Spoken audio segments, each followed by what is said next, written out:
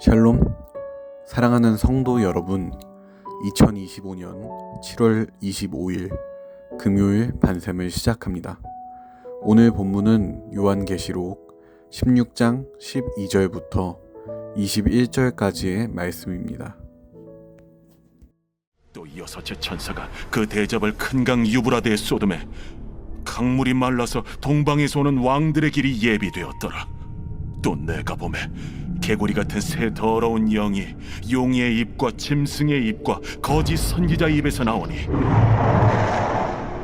그들은 귀신의 영이라. 이적을 행하여 온 천하 왕들에게 가서 하나님 곧 전능하신 이의 큰 날에 있을 전쟁을 위하여 그들을 모으더라. 보라, 내가 도둑같이 오리니 누구든지 깨어 자기 옷을 지켜 벌거벗고 다니지 아니하며 자기의 부끄러움을 보이지 아니하는 자는 복이 있도다. 새 영이 히브리어로 아마겟돈이라 하는 곳으로 왕들을 모으더라. 일곱째 천사가 그 대접을 공중에 쏟음에 큰 음성이 성전에서 보좌로부터 나서 이르되 되었다. 번개와 음성들과 우레소리가 있고 또 큰 지진이 있어 얼마나 큰지 사람이 땅에 있어 온 이래로 이같이 큰 지진이 없었더라. 큰 성이 세 갈래로 갈라지고 만국의 성들도 무너지니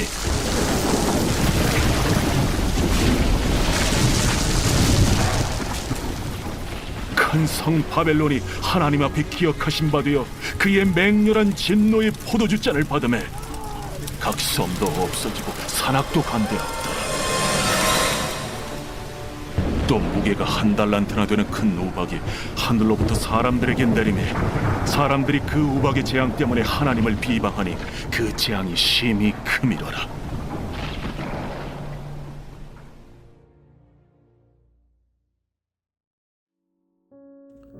오늘은 진실된 고백이라는 제목으로 말씀 나누겠습니다. 이 세상에는 여러 부분에 걸쳐 서로 반대되는 개념들이 있습니다.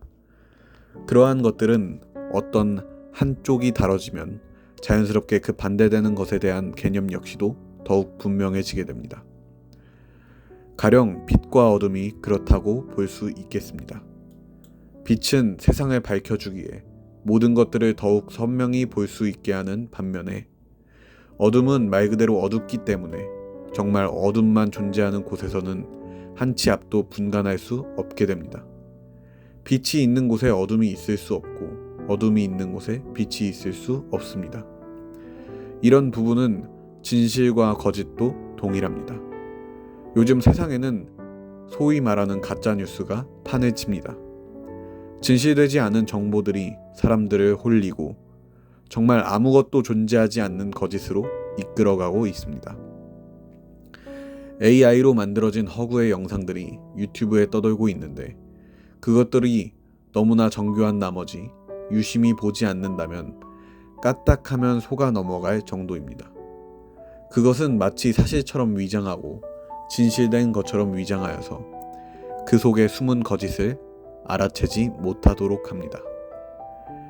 100가지의 사실이 담긴 이야기 중에 단 한 가지의 거짓이 담긴다고 하면 그 이야기는 거짓에 오염된 이야기가 됩니다.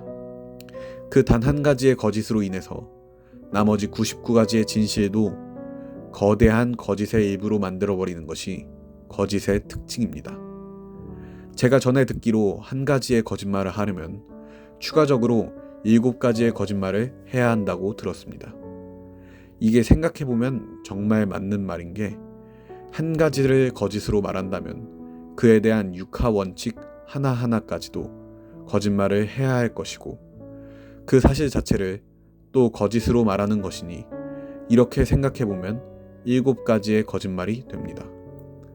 수많은 진실 가운데 거짓을 한 방울만 떨어뜨린다고 하더라도 그 거짓은 마치 물에 탄 독처럼 걸러낼 새도 없이 순식간에 퍼져들어가 모든 진실을 오염시킵니다. 그렇기에 마치 빛과 어둠처럼 진실이 있는 곳에 거짓이 있을 수 없고 거짓이 있는 곳에 진실이 있을 수 없습니다. 우리가 인간관계를 맺더라도 어떤 사람의 말이 한 번 거짓으로 드러나게 되면 그 사람이 그 이후에 하는 말들에 대한 신뢰도가 대단히 떨어지기 마련입니다. 누군가에게 신뢰를 주려고 한다면 대체로 진실되게 하는 것이 아니라 계속해서 모든 것을 진실되게 행해야 합니다. 오늘의 본문 말씀에서는 개구리 같은 새 더러운 영이 나오는데 그 영이 어디서 나오는가 보니 용의 입, 짐승의 입, 거짓 선지자의 입에서 나오고 있습니다. 모두 사탄과 마귀에 속한 것, 악한 것에 대하여 표현하는 말들입니다. 이곳에서도 거짓이 등장하고 있습니다. 바로 거짓 선지자의 입입니다. 그들의 입에서 더러운 영이 나왔다고 표현되었는데 이는 이 입이라는 것이 가지는 상징성과 그 능력의 중요성이 결코 작지 않음을 나타내고 있습니다. 성경에서는 말에 대한 말씀이 엄청 많이 기록되었습니다.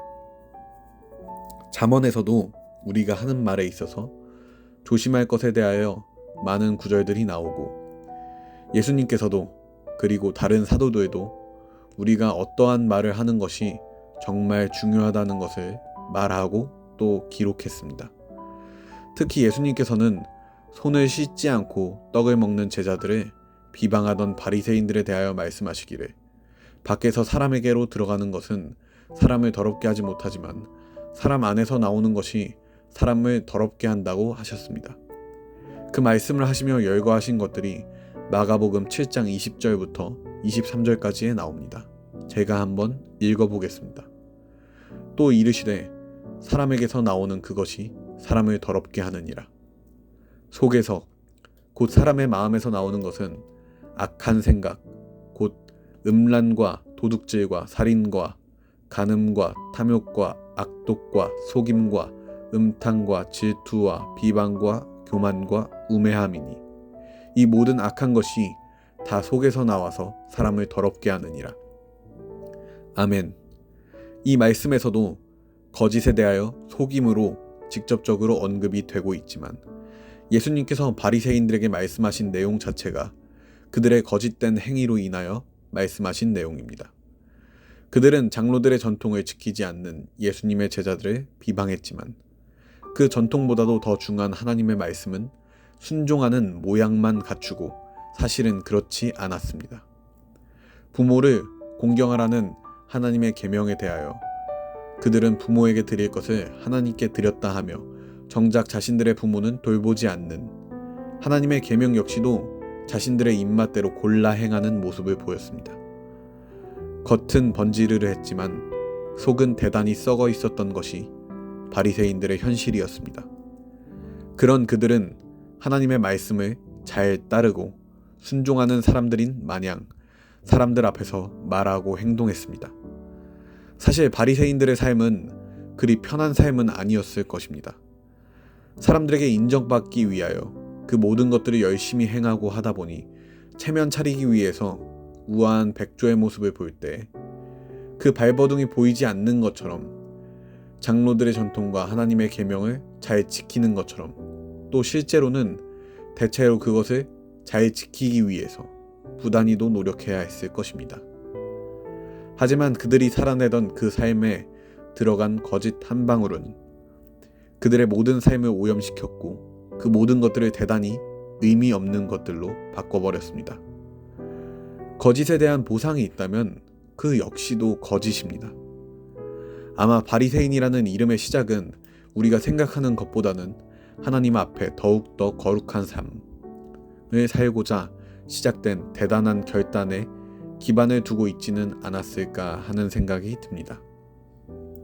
다른 이들보다도 하나님께서 주신 율법과 계명을 더욱 잘 지켜보고자 그리고 자신들의 조상인 장로들의 전통 역시도 더욱더 잘 지켜보고자 시작된 그들의 열심에 거짓이 한 방울 떨어지니 그들의 열심도 뜨거운 결단도 결국 그 거짓의 일부가 되어버렸을 뿐입니다.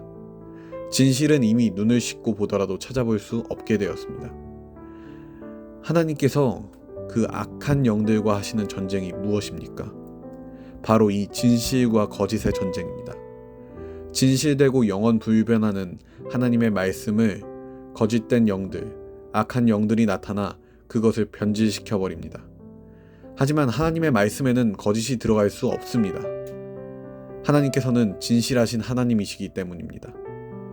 진실하다는 것은 단 한순간 진실하다고 얻어낼 수 있는 가치가 아닙니다. 태초부터 영원까지 그 말씀하심이 진실되시기에 우리 하나님 아버지를 진실하신 하나님 아버지라고 할 수 있는 것입니다. 그렇기 때문에 하나님의 말씀에 틈탈 수 없는 거짓이 우리 인간들의 마음에, 눈에, 그리고 입에 들어오게 됩니다. 결국 우리가 간절히 소망해야 할 가치는 단 한 가지 복음이며, 마귀가 극도로 싫어하고 자신의 모든 권세를 이용해 방해하기 원하는 것이 우리가 그 복음을 붙드는 것입니다. 그러기 위해서 인간들 속에 들어와 거짓으로 그 모든 삶들을 오염시키는 것입니다. 앞서 나눈 예수님의 말씀에서 열거된 것들은 하나님께서 지으신 이 창조의 질서들을 조금도 남기지 않고 다 파괴시키는 정말 극악무도한 거짓의 결과입니다. 본문 14절을 보도록 하겠습니다. 그들은 귀신의 영이라 이적을 행하여 온 천하 왕들에게 가서 하나님 곧 전능하신 이의 큰 날에 있을 전쟁을 위하여 그들을 모으더라. 아멘. 보시면 귀신의 영도 이적을 행합니다. 사람으로서는 상상할 수 없고 능히 행할 수도 없는 일이 기적이고 이적이겠죠.